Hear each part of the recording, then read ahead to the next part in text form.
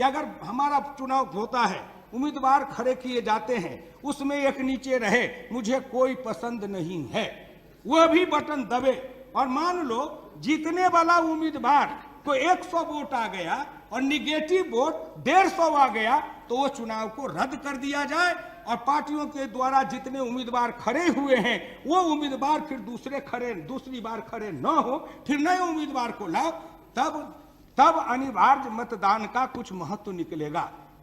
Next Hukmdev Narayan Yadav.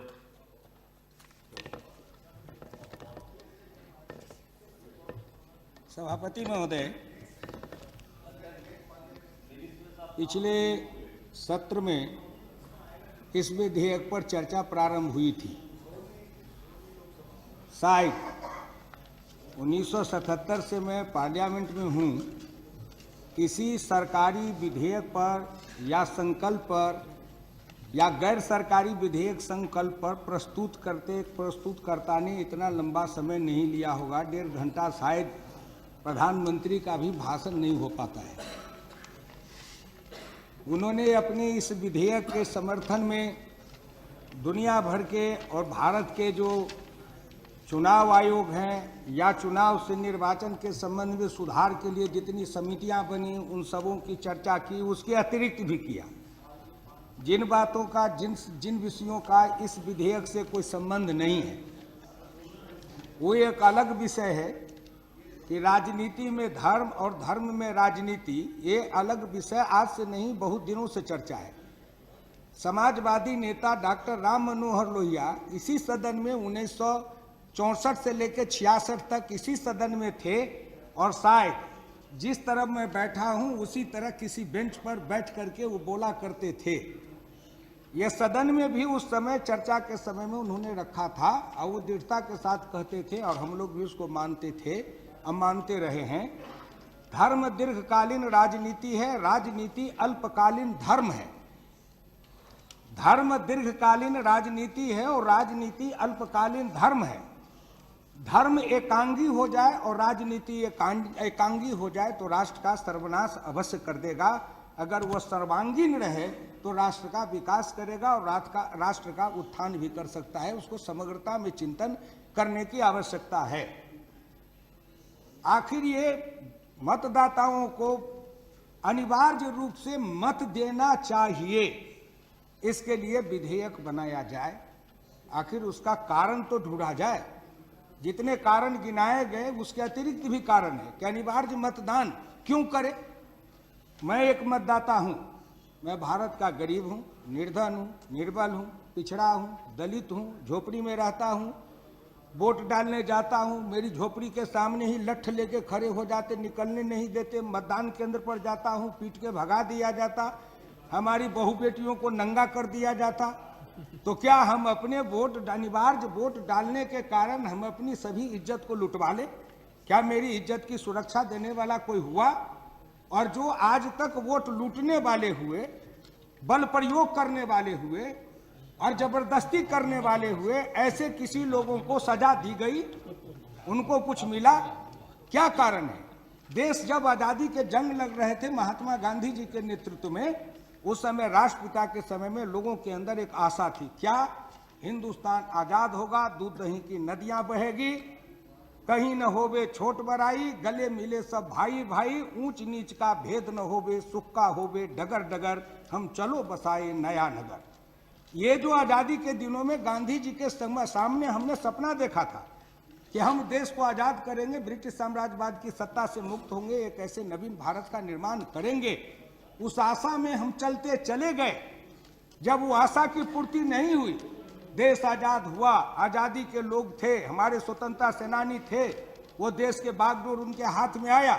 लेकिन उसके बाद जब समय बदलता गया और मिलावट होती गई, तो राजनीति में वैसे लोग प्रवेश करते गए जो ब्रिटिश साम्राज्यवाद के सत्ता की दलाली करते थे, जो उनके इन्फॉर्मर बने हुए थे, जो अंग्रेज के साथ मिल करके लोगों को जेल में भिजवाने वाले थे।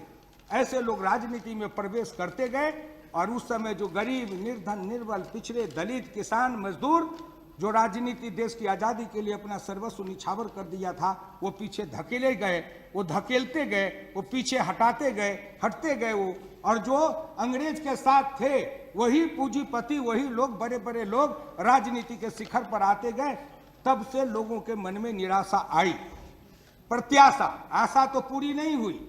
लोग इस प्रत्याशा में थोड़े दिनों तक रहे कि अब देश में कुछ होगा, परिवर्तन होगा, गांधी का सपना पूरा होगा, स्वराज आएगा, सुराज आएगा और हिंदुस्तान एक नया हिंदुस्तान बनेगा जहां सभी प्रकार के समाज शोषण मुक्त होगा। गांधी का ही दर्शन था कि स्टेट राज्य विहीन समाज की कल्पना वो करते थे, वर्ण विहीन, वर्ग विहीन और राज्य विहीन समाज की कल्पना करते थे। क्या हम कर पाए?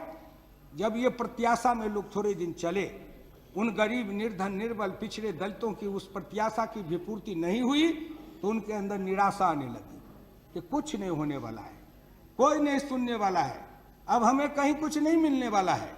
और उस निराशा से निकल के अब वो हताशा की स्थिति में चले गए हैं। और आप कहते हो कि वोट डालो, किसको वोट डालें? अभी जयप्रकाश अग्रवाल जी कह रहे थे कि अनिवार्य मतदान करो, कहते थे हम राजनीति नहीं करते हैं। लेकिन अगर गुजरात की सरकार ने स्थानीय स्वशासन के चुनाव में मतदान, अनिवार्य मतदान का अगर प्रावधान किया है, वहां के विधानसभा ने पास किया है, क्या गुजरात की विधानसभा चुनी हुई प्रतिनिधियों की सभा नहीं है? वहां के विधायक क्या वोट से चुन के नहीं आए हैं? वहां के विधानसभा ने बहुमत से विधेयक पास किया और हम कहते हैं कि अपनी मर्जी से कर दिया। तो लोकसभा भी हम करेंगे तो हमको भी कोई कहे कि लोकसभा में बैठे बैठे सब अपनी मर्जी से कर दिए, लोकसभा में फालतू बकवास कर गए, तो क्या हमको अच्छा लगेगा क्या? इसलिए किसी भी राज्य विधानसभा के द्वारा बहुमत से पारित किसी विधेयक की अगर हम आलोचना करते हैं तो हम लोकतंत्र के मां के कोख पर लात मारते हैं। इसलिए मेरी विनम्र नहीं, आप कह चुके हैं, आप सुनिए कृपा करके, आप कृपा करके सुनिए। इसलिए मेरी विनम्र प्रार्थना है, उसमें उन्होंने एक प्रावधान भी दिया है जिसको कहते हैं नकारात्मक वोट। गुजरात की सरकार ने अपने उसमें दिया कि उम्मीदवारों को अगर न पसंद हो तो आखिरी में तुम लिखो मुझे कोई पसंद नहीं है। एक नया प्रयोग हो रहा है, हमें कोई पसंद नहीं है। अब प्रश्न आता है कि गुजरात की सरकार यहां तक गई, बिहार विधानसभा ने पास किया, पंचायती राज के चुनाव में महिलाओं को 50% आरक्षण दिया और उस आरक्षण में पिछड़े वर्ग, दलित सबके लिए प्रावधान किया। महिला में भी महिला है तो उस महिला के अंदर भी किया, इसलिए कि महिला में भी जैसे पुरुष में समाज के अंदर ये दबे कुचले लोग अपने को सुरक्षित नहीं महसूस करते हैं, उनको आरक्षण का मतलब क्या? विशेष अवसर। जो कमजोर हैं उनको विशेष मौका, विशेष अवसर दिया जाए जिससे कि आगे बढ़े। अगर घर में कोई बीमार है तो उस बीमार को सेब, संतरा, फल, सब्जी, दवाई, दूध, मक्खन दिया जाता है कि खा के तंदुरुस्त बने और यह भी परिवार का एक स्वस्थ सदस्य बन सके। लेकिन अगर कोई घर के परिवार का तगड़ा भाई कहे कि इस बीमार को जितना खाना दोगे उतना मुझको भी खाना दो, तो वह अन्याय है, वह अमानवीय है। इसलिए आरक्षण का मतलब था विशेष अवसर। विशेष अवसर देने का मतलब कि उनको अलग से अवसर दिया जाए जिससे वो बराबरी में आ सके। इसलिए मेरी विनम्र प्रार्थना होगी कि आप इस समग्रता में चिंतन करो। तो बिहार विधानसभा ने एक विधेयक पास किया, उस विधेयक में उसने सबसे पहले स्थानीय निकाय के चुनावों में 50% आरक्षण की व्यवस्था की और उस आरक्षण की व्यवस्था में पिछड़े, अति पिछड़े वर्ग, पिछड़ा नहीं अति पिछड़े वर्ग और महादलित जिसको कहते हैं, कमजोर, दलितों में भी अति कमजोर और पिछड़ों में भी अति कमजोर हैं, उनके लिए कुछ प्रावधान की व्यवस्था की जिसको कहते हैं अनटू दिस लास्ट। जो थ्योरी रस्किन ने दिया था, जिसके आधार पर संत विनोबा ने सर्वोदय और महात्मा गांधी ने अंतिम मानव का दर्शन दिया और दीनदयाल उपाध्याय और डॉक्टर लोहिया उसको समता समाज और समरस समाज तक ले गए थे। इसलिए मेरी विनम्र प्रार्थना है कि उन्होंने ऐसा किया तो आखिर मतदान करने के लिए वो नहीं जाता है। क्यों नहीं जाता है? क्या आप अगर नकारात्मक वोट की दीजिए कि अगर हमारा चुनाव होता है, उम्मीदवार खड़े किए जाते हैं, उसमें एक नीचे रहे मुझे कोई पसंद नहीं है, वह भी बटन दबे और मान लो जीतने वाला उम्मीदवार को 100 वोट आ गया और निगेटिव वोट 150 आ गया तो वो चुनाव को रद्द कर दिया जाए और पार्टियों के द्वारा जितने उम्मीदवार खड़े हुए हैं वो उम्मीदवार फिर दूसरी बार खड़े न हो, फिर नए उम्मीदवार को लाओ, तब अनिवार्य मतदान का कुछ महत्व निकलेगा। क्या अनिवार्य मतदान किसको कह दो? हमारे सामने भूखा हूं मैं, आप कहते हैं खाओ, खाने के लिए क्या है? ये भैंस है, ये गाय है, ये घोड़ा है, ये गधा है, उनकी लीद हमारे सामने रख दे, क्या तुम इनमें से जो पसंद पड़े सो खा लो? क्या ये तर्क है? यह मानवीय तर्क क्यों देते हो? हमें अगर कोई उम्मीदवार पसंद नहीं है तो नहीं है, और अगर हम कॉलम में दे देते हैं कि ये उम्मीदवार मुझे पसंद नहीं है उसमें से कोई भी, और अगर वह निगेटिव वोट की संख्या जीतने वाले उम्मीदवार जो जीतते हैं सबसे, उनसे ज्यादा अगर निगेटिव वोट हो तो पूरे चुनाव को रद्द कर दो, उन सभी उम्मीदवारों को हटा दो, फिर हर पार्टी नए उम्मीदवार लेके आओ, तब कहीं लोगों के अंदर एक अभिलाषा जगेगी कि हमारे मन के लायक उम्मीदवार आया है और हम चुन सकेंगे। हमारे मन का तो कुछ है नहीं। राजनीतिक दल के द्वारा उम्मीदवार खड़े होते हैं, उनको सिंबल दे दिया जाता है, राजी या बेराजी तुमको वोट देना है, उसी में से तुमको चुनना है। अब किसको चुनो? तो एक थेसिस आई थी, laser evil and greater evil, बड़ा दुष्ट और कमजोर दुष्ट। दुष्ट कहीं बड़ा होता है या दुष्ट कहीं कमजोर होता है? डॉक्टर लोहिया ने जब राजनीति में इस थेसिस को दिया था, greater evil and lesser evil, तब उन्होंने गैर कांग्रेसवाद की दर्शन नीति को देते हुए कहा कि कांग्रेस सबसे बड़ा कांग्रेस दुश्मन है, इसलिए कांग्रेस जैसे बड़े दुष्ट को हटाने के लिए सभी छोटे छोटे राजनीतिक दल आपस में मतभेद भुला के इकट्ठा हो जाओ, वहीं से ये गैर कांग्रेसवाद का दर्शन चला। तो उसी तरह से आप जो कहते हो कि उम्मीदवार हम खड़े कर दिए राजनीतिक दलों से, इसमें से जो पसंद हो सो चुनो, न चुनना हो तो greater evil and lesser evil, बड़ा दुष्ट, सब ताकतवर दुष्ट और कमजोर दुष्ट में से जो चुनना हो उसको चुन लो।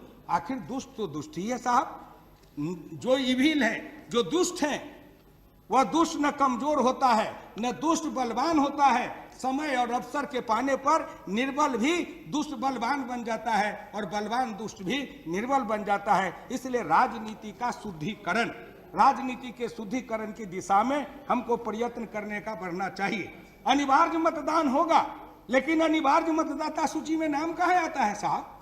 हमको कहते हो कि मतदाता सूची में नाम, आज भी जो गरीब हैं, निर्धन, निर्बल, पिछड़े दलित समाज के हैं, चले जाइए उनके यहाँ से, आज भी उनके 30% 40% उनके लोगों का नाम मतदाता सूची में नहीं रहता। क्यों? आप दौड़ करके जाओ, फोटो खिंचाओ, फिर ऑफिस में जाओ, जहां निर्वाचन जिला अधिकारी के ऑफिस है उस कार्यालय में जाओ, वहां फार्म भरो, वहां अपना नाम लिखाओ, 1 दिन जाओ, 2 दिन जाओ, 3 दिन जाओ, दौड़ो, नाम है मेरा हुकुम देवनारायण यादव, अब फोटो लग गया इनका, फोटो लगा है इनका, नाम है मेरा। कैसे काम चलेगा साहब? वोट गिराने जाओ तो नाम है किसी का, फोटो है किसका? मेरा नाम है हुकुम देवनारायण यादव, उसमें लिखा दिया गया हुकुम देवनारायण देवी, अब देवा को बना दिया देवी। अगर ये गलत मतदाता सूची बनाए जाते हैं, उसमें अगर फोटो गलत लगाया जाता है तो जो अधिकारी करने वाले हैं उन अधिकारियों के लिए दंड का प्रावधान होना चाहिए कि अगर वो मतदाता सूची गलत बनाते हैं, नाम गलत लिखते हैं, उसका विवरण गलत देते हैं, उनका फोटो गलत लगाते हैं, तो इसके अपराध में उन अधिकारियों को सजा मिलनी चाहिए। और जब तक उनको सजा नहीं देंगे तब तक वो सही मतदाता सूची का नहीं बना पाएंगे। ये मैं नहीं कहता, अभी सेंट्रल हॉल में मैं बैठा था, कांग्रेस पार्टी के ही हैं, शैलजा जी जानते हैं, शादीलाल बत्रा जी एडवोकेट हैं, MLA रहे, अब राज्यसभा में आए हैं, मेरे अच्छे मित्र हैं। अलका बलराम क्षत्रिय राज्यसभा में है, हम एक समिति में हैं, इसलिए चर्चा चले। उन लोगों ने भी कहा कि नहीं, ये बात आप सही कहते हैं कि ये इसके प्रावधान का ऐसे सुधार होना चाहिए, उसमें आप इसको करना चाहिए। मैं एक बात की ओर ध्यान दिलाना चाहूंगा माननीय विधि मंत्री जी को, ये बहुत ज्यादा प्रगतिशीलता की बात भी करते हैं और कर रहे हैं, करना भी चाहिए। समाज बदलने के लिए साहस चाहिए, हिम्मत चाहिए। दुनिया को बदलने के लिए अकेले भी चलना पड़े तो चलना चाहिए। हम लोग कभी जब आजादी की लड़ाई में या बिहार आंदोलन में लड़ते थे तो हम लोग यही गीत गाते थे कि हम लोग हैं ऐसे दीवाने, दुनिया को बदल के मानेंगे, मंजिल के धुन में आए हैं, मंजिल को पाके मानेंगे। सच्चाई के कारण गांधी ने सीने पर गोली खाई थी, सच्चाई के कारण ईसा को सूली पर लोगों ने झुलाया था। इसलिए आपसे मेरी विनम्र प्रार्थना है, साहस करिए। अगर आप चुनाव में वोट की अनिवार्यता के लिए करते हैं, कौन नहीं देता साहब? दिल्ली शहर, दिल्ली दिल्ली, जिस दिल्ली में बड़े बड़े गगनचुंबी अट्टालिकाएं हैं, जिस दिल्ली में बड़े बड़े लोग हैं, जाड़े में गरम, गरम में ठंडा, एसी मशीन लगाते हैं, जहां इतने शौक के साधन हैं, हवा गाड़ी पर चढ़ने की सुविधा, एक एक घर में 3-3 गाड़ियां, लेकिन उस दिल्ली में वोट का परसेंटेज हमारे बिहार के गांव में वोट डाला जाता है उससे कम है। क्यों? यहां तो सब सुविधा है भाई, पढ़े लिखे हो, विद्वान हो, एमए हो, पीएचडी हो, एफआरसीएस हो, इंग्लैंड अमेरिका रिटर्न हो, हवा गाड़ी चढ़ने की सुविधा है, किसी चीज का अभाव नहीं है, वोट क्यों नहीं डालते हो? ये पढ़े लिखे सुविधा संपन्न लोग हैं, समृद्ध लोग हैं, वो वोट कम डालते हैं। एक बात समझ लीजिए, पिछड़ी जाति और दलित समाज के लोग हैं, वो आज वोट डालने का परसेंटेज उनका बढ़ रहा है, क्योंकि इस लोकतंत्र में उनकी जितनी ही हिस्सेदारी हुई है उतनी ही उनकी अभिलाषा भी जगी है, उतनी अभिलाषा जगी है। आई लोकतंत्र का देन है कि आज इस सदन में लालू प्रसाद यादव हो या मुलायम सिंह यादव हो या शरद यादव हो या हुकुमदेव नारायण यादव हो या रमेश बैस हो या मेरे सामने बैठे हुए ये बोलिए साहब, ये कलेक्टर साहब थे, कलेक्टर साहब, आईएएस कलेक्टर साहब, और इनको मामूली सा ऐसा सच्चाई के अपराध में इनको दंड दे दिया गया कि ये सदन में पहुंच गए। इसलिए आपसे मेरी विनम्र प्रार्थना है, हम लोग कैसे आए? वो शैलजा जी बैठी हैं, इनके पिताजी थे, हम लोग कैसे आए साहब? अगर लोकतंत्र में ये सभी लोगों को बराबर का अधिकार नहीं दिया जाता, और गांधी अगर ये सब बराबर का अधिकार नहीं दे के गए होते तो हम लोगों का कहीं स्थान नहीं होता। अगर संविधान में आरक्षण की व्यवस्था नहीं होती तो हिंदुस्तान के किसी भी राजनीतिक दल को किसी भी अनुसूचित जाति जनजाति में कोई योग्य उम्मीदवार मिलता ही नहीं साहब। योग्यता का मापदंड क्या है? तुम किस मां के पेट से जन्म लेके आए हो? और भारतवर्ष में यह मान्यता बना दी गई कि अमुक अमुक मां के पेट से जन्म लेने वाला ही योग्य माना जाएगा, और अमुक अमुक मां के पेट से जन्म लेने वाली संतान कभी योग्य हो ही नहीं सकती है। इतना बड़ा अपराध, इतना बड़ा अन्याय जिस देश में चलता रहा, सामाजिक अन्याय, उसको अगर किसी ने ठीक किया तो महात्मा गांधी अगर नहीं होते, बाबा साहब अंबेडकर नहीं होते, डॉक्टर लोहिया नहीं होते, या ऊंची जाति में जन्म लिए हुए भी विवेकानंद और दयानंद सरस्वती जन्म लेके नहीं आते, भगवान बुद्ध नहीं आते, महावीर नहीं आते, ये लोग अगर धार्मिक क्षेत्र, सांस्कृतिक क्षेत्र से लेके अलग नहीं जगाए होते तो ये परिवर्तन नहीं आता। इसलिए आपसे मेरी विनम्र प्रार्थना है कि हम लोगों ने अपने परिश्रम से, पुरुषार्थ से इसको बदला है।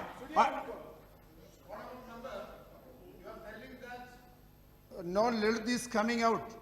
You see Mr. K.R. Narayanan, our beloved son of Kerala, become the president of India.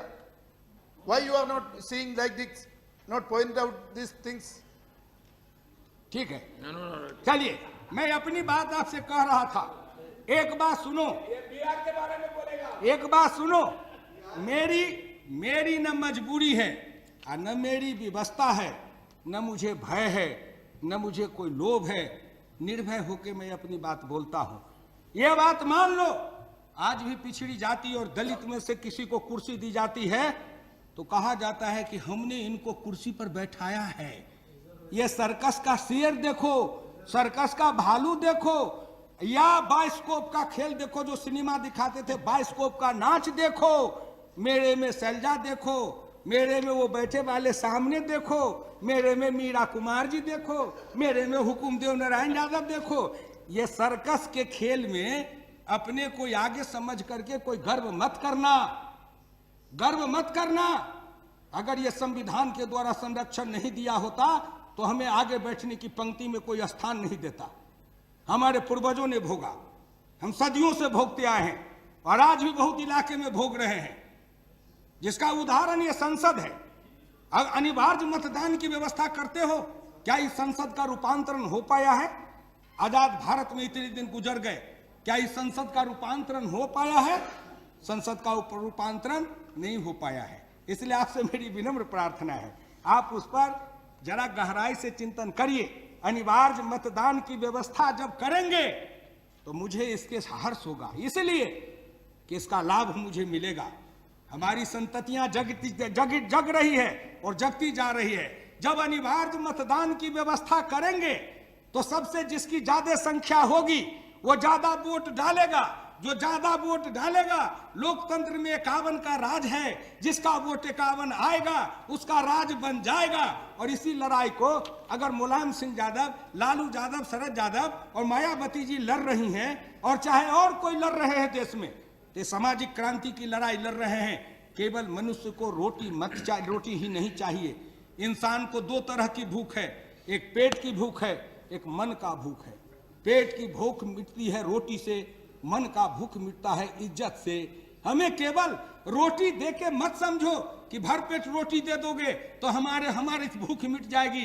रोटी के साथ साथ मन की भूख, इज्जत की भूख, और इज्जत की भूख है बराबरी का भूख। इसलिए आज इस लोकतंत्र रूपी माता के वंदना करते हैं, प्रार्थना करते हैं कि इस लोकतंत्र, संसदीय लोकतंत्र रूपी माता ने अपने गर्व से आज हिंदुस्तान के सैकड़ों पिछड़े, दलित, किसान, मजदूर, निर्धन, निर्बल, पीड़ित, उपहासित, उपेक्षित, जिनके पूर्वजों को कभी सड़क पर सीधे चलने नहीं दिया जाता था, आज उनको इस संसद में शेर के जैसे गरजने का अवसर मिल रहा है। यह लोकतंत्र की देन है, यह भारत के संविधान की देन है, यह भारत की स्वतंत्रता की देन है, महात्मा गांधी और डॉक्टर अंबेडकर की देन है। इसलिए आपसे मेरी विनम्र प्रार्थना है, अगर मुझे ये अवसर मिला है तो मैं आप सबों से प्रार्थना करूंगा हाथ जोड़ के कि अपने इस अवसर का लाभ उठाओ। अरे जिस समाज में जन्म लेके आए हो, जिस समाज में जन्म लिए हो, जिस समाज में बढ़े हो, जिस समाज में पले हो, जिस समाज ने तुम्हें उठाया है, जिस समाज ने हमें आगे बढ़ाया है, कम से कम कितनी बड़ी से बड़ी, ऊंची से ऊंची कुर्सी पर जाओ, ऊंची कुर्सी पर जाओ, लेकिन कभी अपने उस समाज की पीड़ा को मत भूलो। एक आंख तुम्हारी, एक आंख हमारी अगर दिल्ली के लाल किला पर रहे तो दूसरी आंख हमारी उन झोपड़ी वाले में भी रहे जहां से हम निकल करके आए हैं। जब तक हमारी एक आंख उन झोपड़ी पर नहीं रहेगी और दूसरी आंख दिल्ली के लाल किला पर नहीं रहेगी, तब तक हिंदुस्तान के राजनीति का परिवर्तन नहीं होगा। इसलिए आपसे मैं विनम्र प्रार्थना करता हूं, आइए जनप्रतिनिधित्व कानून में संशोधन करिए, परिवर्तन करिए, अनिवार्य मतदान की व्यवस्था करिए। लेकिन एक बात जरूर कहूंगा कि एक हमारे बोल रहे थे तो उन पटेल जी तो उस पर हंसे थे। आखिर मान लीजिए सरकारी कर्मचारी रिटायर होते हैं तो पेंशन देते हैं ना, उस दिन का आज अगर छुट्टी हो जाए तो उसका भी भत्ता, उनका वेतन भत्ता मिलता है ना। तो जिस दिन अगर मतदान हो जाए तो किसी के लिए मत करो, लेकिन एक बात कर दो कि गरीबी रेखा के नीचे बीपीएल की कार्डधारी जितने हैं वो जिस दिन वोट डालने जाएंगे तो जो लोग वोट डालेंगे उनको उस दिन जो ये आपको ये नरेगा वाला जो मजदूरी दे रहे हो 100 रुपया कितना, उन वोट देने वाले बीपीएल कार्डधारी को 100 रुपया मजदूरी सरकार से देंगे। कहोगे क्यों? इसलिए कि कमाता है, राशन लाता है, बच्चों को खिलाता है, नहीं कमाएगा, राशन नहीं आएगा, बच्चा भूखा रह जाएगा, लोकतंत्र में वोट गिराएगा, सभी बच्चे भूखे पेट सो जाएंगे। इस लोकतंत्र से वो क्या पाएगा? इसीलिए उनको भी, जो गरीब है, निर्धन है, उनको 100 रुपया कम से कम वोट डालोगे, वोट डालने के लिए 100 रुपया की उनकी मजदूरी दो। जब स्टेट फंडिंग की बात करते हैं तो यह भी उसमें क्यों नहीं जुड़ेगा कि 100 रुपया उनको मजदूरी दें, जिससे कि वो वोट डालने जाए और हिम्मत अपने उस पैसे से राशन लेके आए, फिर अपने बच्चे को खिलाए। दूसरी बात कि जब वोट की प्रक्रिया शुरू हो जाए और आचार संहिता लग जाए, उस दिन से और मतदान की प्रक्रिया समाप्त होने तक हिंदुस्तान में शराब की बिक्री बंद कर दो। कर सकते हैं क्या? अनिवार्य वोट हो जाएगा, लेकिन शराब की बिक्री बंद हो जाए। जिस दिन आचार संहिता लगे उस दिन से, और जिस दिन वोट का अंतिम दिन हो उस दिन तक सारे हिंदुस्तान में शराब की बिक्री बंद रहेगी। क्यों? कि सबसे ज्यादा हमारे लोगों को सबसे ज्यादा नाश कर रहे हैं ये पैसे वाले शराब के कारण। हमारे लोगों को बरगलाते हैं, हमारे बच्चों को शराब पिलाते हैं, हमारे घर को उजाड़ रहे हैं। तुम ऐसे हो जैसे, समाप्त करता हूं, जैसे कुत्ता सूखी हड्डी को चबाता है और उसके मसूड़े से रक्त आता है, लेकिन वो समझता है कि सूखी हड्डी से रस निकल रहा है। उसी तरह हम गरीबों को चबाते हो। लेकिन आपसे मेरी विनम्र प्रार्थना है कि अब वो जमाना लद गया, आप अनिवार्य वोट की व्यवस्था करो। हमको उसमें लाभ ही लाभ है, हमको कोई नुकसान नहीं है। हमारे लोग अभी भी आगे बढ़ रहे हैं। धूप में खड़े होना 8 घंटे, अंतिम बात कहूंगा, वोट डालने के लिए 4 किलोमीटर 5 किलोमीटर, जो बड़े ताकतवर वाले लोग हैं ना, हम भी साहब 1967 में एमएलए बने थे, 62 में लड़े थे, 1959-60 में मैं ग्राम पंचायत का प्रधान बना था। मैं ग्राम पंचायत का प्रधान बना, ब्लॉक का प्रधान बना, जिला परिषद का अध्यक्ष बना, 3 बार एमएलए रहा और संसद में 5वीं बार रह के भारत सरकार के मंत्री तक गया। गांव की खेत के खलिहान से चल के और लाल किला तक की यात्रा करके मैंने देखा तो मुझे रामचरितमानस की पंक्ति आ गई। मंदिर मंदिर प्रतिकर शोधा, देखे जहाँ अग्नि जोधा, गयो दशानन मंदिर माही, अति विचित्र कही जात सुनाई, शयन किए देखा कपते ही, मंदिर महु न दीख बैदेही। मैं गांव के खेत की गली से निकल के लाल किला तक चढ़ के आया हूं। मेरे पिताजी और 8 चाचा 4 चचेरे भाई स्वतंत्रता सेनानी थे। मेरा घर लूटा गया साहब, मेरे घर को लूट लिया अंग्रेजी राज में। मैं 3 साल का था, मेरी माँ गोद में लेके नाव पर चढ़ के बाढ़ में मुझे ननिहाल ले गई थी। मेरे भी 8 चाचा, मेरे पिताजी 8 चाचा 4 चचेरा भाई स्वतंत्रता सेनानी है। आदर्श गांव बना, उनके पत्थर लगे हुए हैं।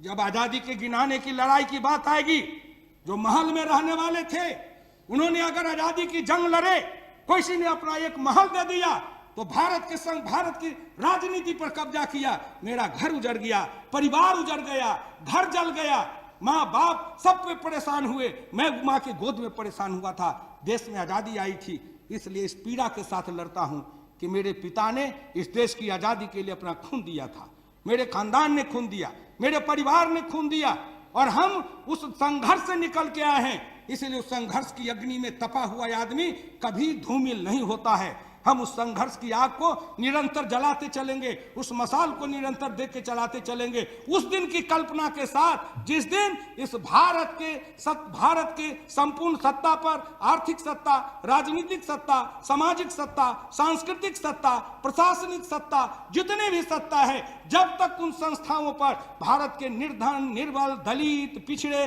गरीब, भूखे जिनको कहते हो आप, उनका जब तक पूर्ण वर्चस्व नहीं होगा, तब तक भारत में संघर्ष रहेगा। इसलिए अनिवार्य मतदान करिए, हमको सुविधा दीजिए। और अनिवार्य मतदान कोई करे ना करे, अरे साहब किसी को करोड़ों रुपया दोगे तो नहीं मानेगा। हम तो कहते हैं हमारे घर की औरतें, हमारे बाप दादा को, हमारे चाचा ताऊ को, अरे 100 रुपया दे दो वोट के लिए, उनको जरा इंसेंटिव दे दो, देखो कितना वोट का परसेंट बढ़ता। हम तो वैसे ही बढ़ाएंगे।